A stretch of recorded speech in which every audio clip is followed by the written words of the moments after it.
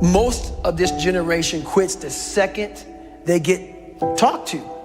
You did this wrong, or they get yelled at. It's so easy to be great nowadays because everybody else most people are weak. This is a softened generation. So if you have any mental toughness, any ability, if you have any fraction of self-discipline, the ability to not want to do it but still do it, if you can get through to doing things that you hate to do, on the other side is greatness. What is it with our society? We are creating weak individuals that can't handle anything going wrong in their life.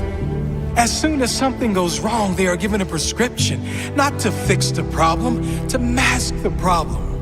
How about giving strategies to strengthen the mind? How about saying, okay, you've allowed your life to get to this point. Now take responsibility and dive deep into personal development. Learn why you feel this way, not because of the event.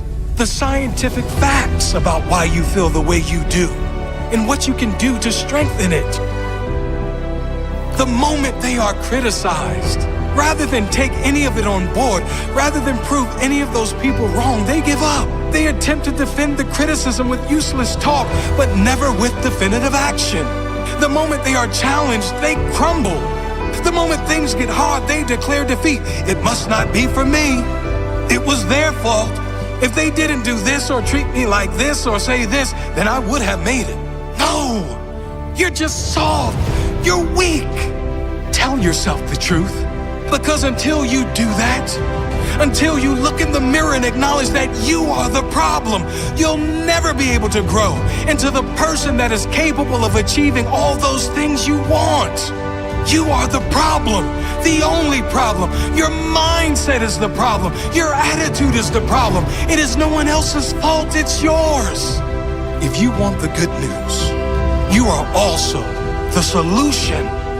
You and only you. If you have character, that statement will change your life. If you have no character, you'll remain an average complaining hater like most other people.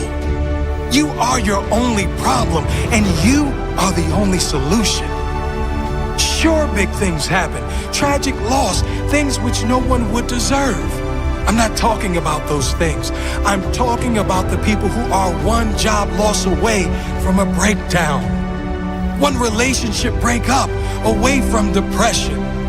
One argument ruins their entire week. Come on, people. This is not how to live. Even with the big stuff, if you have perspective, if you know who you are, if you really appreciate everything you do have and believe everything is as it should be, all of those big things can be handled much better.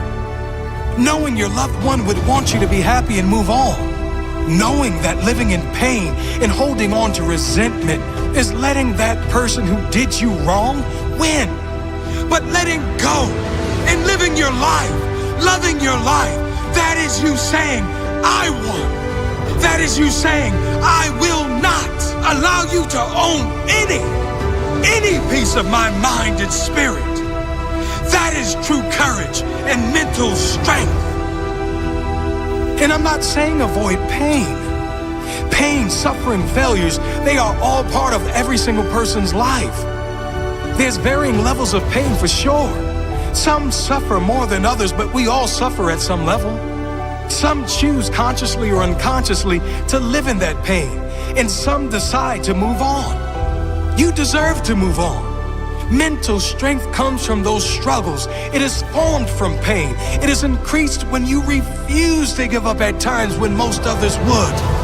It grows when you keep going, when things seem impossible.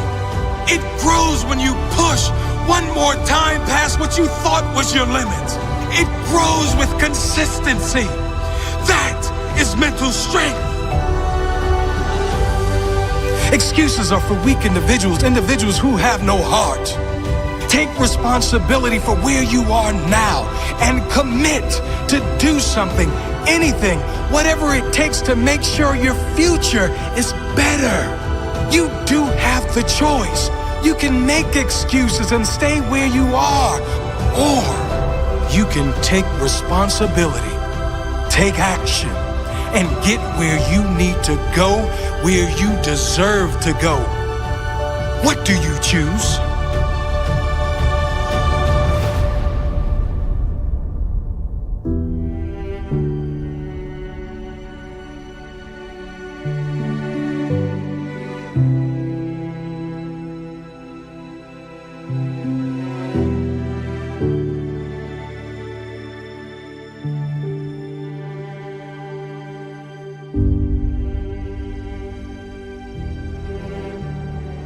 Tap dance around the truth by finding the right words so I don't hurt you because you have thin skin. No, tighten up, people. It's okay. Trust me, it's okay. You might be called nigger one day. It's okay. You might be called some Jewish word or some faggot or gay word. It's okay. Let them call you that. What are you going to do now? They don't own your life. How are you going to control that now? How are you going to flip it upside down and say, Roger that? Now I'm going to harness this shit. And you'll read about me years from now. How? That's the question. How are you going to do that? Thicken your skin. Become more of a human being. Don't be afraid of the reflection in the mirror. Because that's all you can be afraid of. Once you overcome the reflection in the mirror, you've done it.